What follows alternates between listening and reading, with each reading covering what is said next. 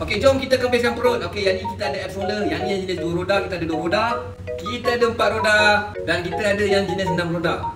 Kesemua function-function dia memang target korang punya abs. Cuma kalau korang buat variation yang berbeza sikit, korang boleh hit korang punya shoulders, korang punya lengan, triceps, korang punya back, dan of course tak lupa main objektif adalah obliques dengan abs korang.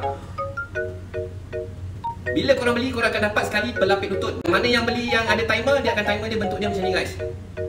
So korang boleh lekat kat sini, dia magnetic je guys. So korang boleh set korang tak punya berapa minit korang nak buat atau spend masa atas abs shoulders ni guys. Dan dia ada banyak pilihan color guys.